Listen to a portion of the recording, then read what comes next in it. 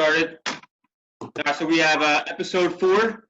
My name's Steve Murphy. I'm the athletic trainer at Holy Spirit High School, co-hosted with Coach Normaine. He is our athletic director and director of advancement at Holy Spirit. We are joined with Morgan Grimmie today. She is a 4-year varsity member of our tennis team. She was our #1 single all 4 years, right? That's right. Freshman year, she was a part of, was it the freshman 8 boat? I was, yep, freshman. All right, that made it to nationals and placed? Yes, 5th in the nation. That's awesome.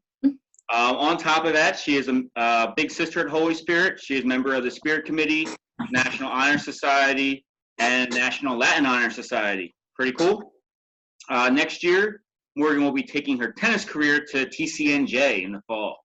So congratulations on that. Thank you. Awesome. Work paid off. So kind of kicking right off into it, what got you involved in tennis? I feel like that's not a common sport for young individuals to get into. What steered you in that direction? Yeah, definitely. So I was actually a gymnast for 8 years, and I stopped gymnastics when I was 11. And I just kind of started like every sport. Like I tried track, basketball, tennis. I think it was probably my aunt that said that because she was always into tennis, and softball, literally any sport. And something about tennis just kind of stuck with me because most people aren't tennis players, at least at this age. Like it's more of when you get older. A lot of people like it. But I loved it, and I was trying to decide, and I stuck with it, and I've been playing ever since. How old were you when you started? 11. Oh, yeah. wow. I played like once a month when I didn't have gymnastics, but gymnastics was just too demanding and I couldn't play. So Morgan, I heard you mention softball in there. I'm pretty sure I tried to recruit you for softball several times and you told me you never played before in your life. I don't know if I said that, but it's definitely not for me. I don't know. Rate of the ball. Tennis ball is much softer than it's a little wider. Room for error. All right, I'll let you slide, I guess. So why Holy Spirit High School, Morgan? You said you picked up tennis around when your gymnastics career ended around age 11. What made you a couple years later decide to come play tennis for Holy Spirit? You know, this question actually comes up so often between like my family and friends, and really anyone. Like, why Spirit? And I always think about it, and there's really nowhere else I would want to be. My whole family, like both of my parents graduated together. My aunts, uncles, cousins, my brother just graduated 2 years ago. Like, so my whole family was in it. But I had the opinion if I wanted to go to EHT or Spirit or wherever. But I came from a small Catholic middle school, St. Joe's, and it was just, I love the close-knit environment.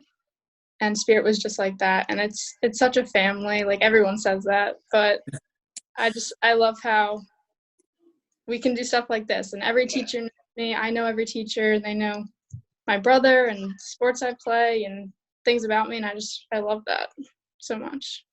Yeah, that's true. I mean, like, kind of going off topic, but that brings up the whole family thing. I mean, there's nothing more enjoyable than going out to your tennis matches and then just pulling up alongside mom and dad. And I usually give mom or dad the look and see how the match is going because I usually don't know which color's home and away. And I'm like, all right. And then if I get the it's not so good look, me and your dad will talk birds. If it's a good day, then we're all involved. We're happy.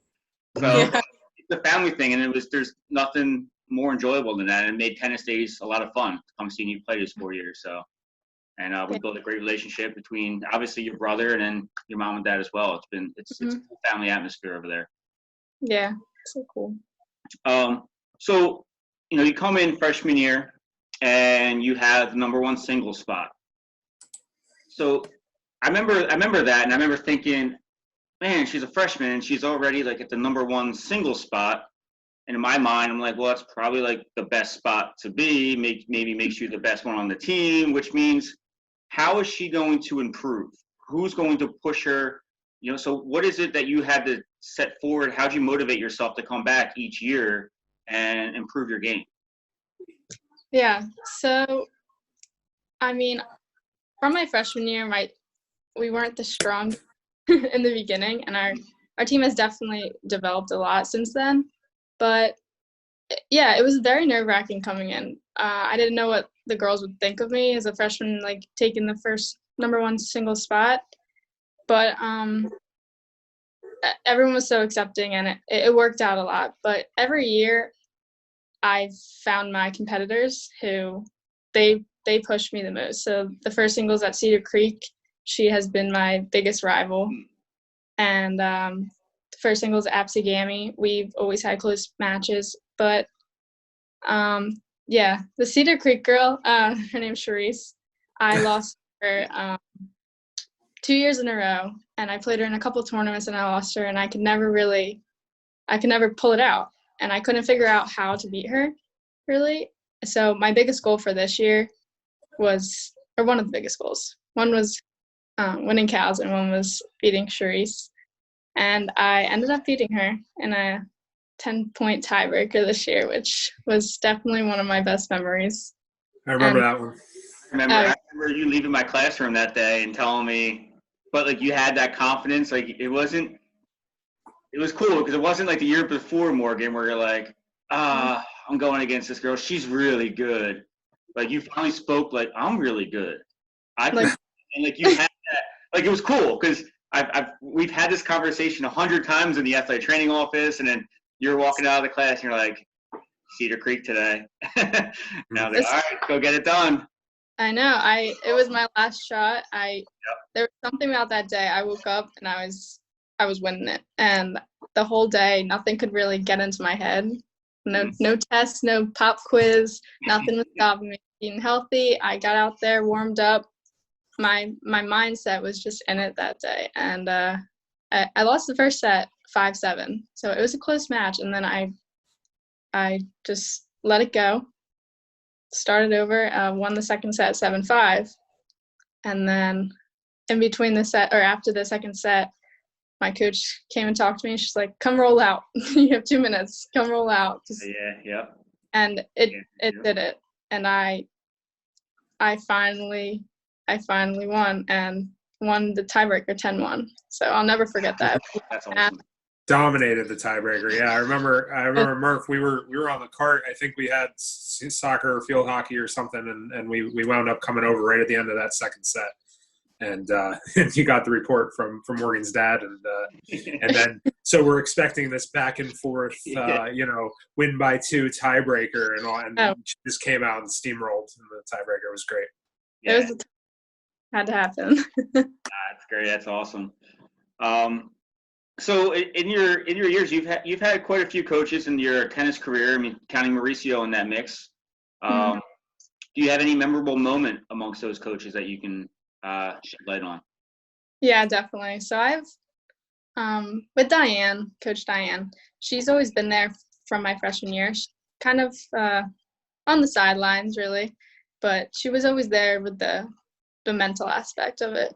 And I remember my freshman year, I was still very nervous, like throughout a lot of the matches, just because I didn't know what to expect really and what girls I was coming up against. So she pulled me over to the fence in one of the sets, and she holds up her 2 fingers like this. She goes, "Blow out the birthday candles." I was like, "What? What do you mean?" And so I'm like so confused. She's like, "No, you're blowing out the birthday candles." So I'm like, and then I kept doing it. She wouldn't let me stop just to get the nerves out, and it was a funny moment because that's really cool. That's pretty neat. Yeah. I would think something like that. I know, right? But yeah, she did it again like this past fall, and it was funny because I mean I still have nerves, obviously. Oh yeah, of course, makes you human. Yeah, exactly. Those stories are why sports are so cool. And that's Miss Coach Krez in the Hall of Fame. Mm-hmm. Yeah. Holy Spirit. She's a phenomenal coach. Spirit Hall of Famer. That's just something right there where that's something that I probably just try and speak to you. It's like, Morgan, stick it up. I don't know. But it wouldn't get the job done. That's what separates her amongst most people, man. She's an incredible coach. Yeah.